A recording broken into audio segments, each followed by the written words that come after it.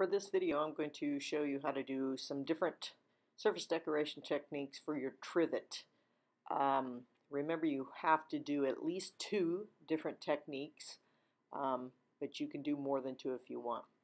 First thing I would do is you can either use that tracing paper and do out a design just like we did on the plates, or you can just kind of draw in your design on your trivet. Now, this should be leather hard at this stage. Okay, you don't want this fresh. Remember, watch video 1 to get it leather hard. So you can still do the transfer or the tissue paper or the tracing paper if you want, or just draw on your own. I'm going to show you just something really quick. I would kind of plan this out ahead of time rather than just drawing it on there. But you can take a regular pencil or a tool and kind of sketch out a design. I'm just going to sketch out a really quick kind of radial design. You probably want to keep this pretty simplistic and decorative. Again, try to stay away from I love Bobby Sue and I love Johnny Boy kind of images or letters. We're looking for decorative techniques to make it aesthetically pleasing. So when you start carving, you can go all the way through with carving, or you can go halfway through. You're going to see this video jump up in speed a lot. Please make sure you are taking your time and you are not going this fast. You may have to cut through a couple times, so be careful. Again, your clay should be at that leather hard stage, so that will help kind of keep things a little bit easier to carve things out. And you want to carve out small areas for the trivet, not large areas. So try to keep it a smaller, thinner area, carve it out. The cleanup tool, which is the tool I'm using with the X-Acto knife on one side and the hook on the other, is probably the best tool to do this and kind of clean some areas out. And then you can also do a carving by just carving out halfway through. The ribbon cutting tools, which are those metal handled tools with the little loops on the end, work really great for that. So you can see in that one, cut it all the way down, and I'm just kind of creating a pattern with what was already done in there. Then you're going to clean it up with some different tools. You've got those wooden handle tools, or you may have a rubber tip tool in there to clean it up, but you can do a variety of different size reliefs for the carving. The next technique I'm going to show you is called slip trailing. Now for the slip trailing, you want to get those little bottles, and you want to use the slip that is up by the bottles. Do not use the slip in your containers or your tote trays. This is a different type of slip. If you use the kind in your tote tray, it's going to clog it up. So remember, the slip trailing is just kind of like a cake decorating. You're just creating a line, and that line will be raised up because when that slip dry, it's going to kind of give a little bit of a bubble edge.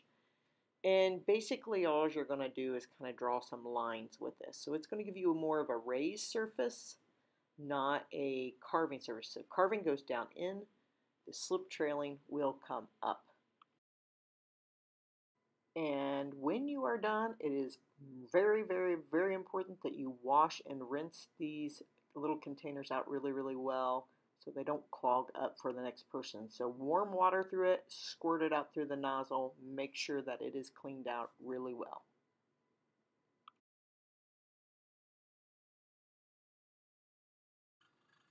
The next technique I'm going to show you is the extruder. The extruder are over there in the little cubby where the rolling pins are up above and the stamps. You're going to grab one, you're going to grab a die. You want a die that's kind of thick for this project. And then what we're going to do is you're going to put some greenware. So you want it really soft clay, not leather hard clay in there, so it comes out. And then you're going to get something like a triangle or a square or a circle. And then you can use that kind of as a border. And remember, whenever you attach any 2 pieces of clay together, you have to score and slip to get that attachment.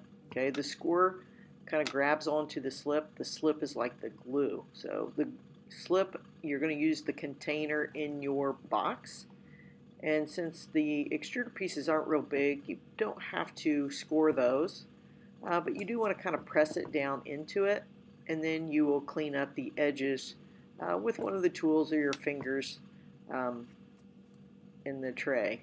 Now you will have different colored slip versus your clay, and that's okay because we're going to glaze over the top of these and that will cover over the top of it. But basically what you're doing with the extruder, you can try some different dyes. and it just creates a raised surface. But just make sure to remember to score and slip whenever you put two pieces on.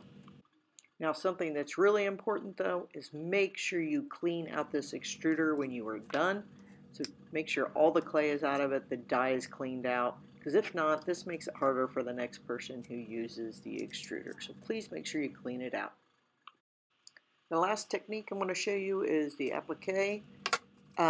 This is basically taking a piece of clay, rolling it out, roll it out with that little pony roller, and then you're going to cut something out, and then you're going to add it on. So it gives you a raised up. So we're adding on clay rather than taking it out.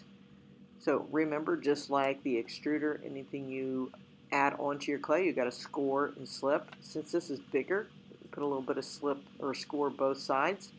And again, after you push it down, try to clean up the area around it. Okay, so applique is basically just adding on. So any two pieces you add onto clay together, make sure you score and slip it. And again, then clean it up with your fingers or the different tools. So remember, when you're doing this project, you have to have at least 2 surface decorations on this trivet for the project.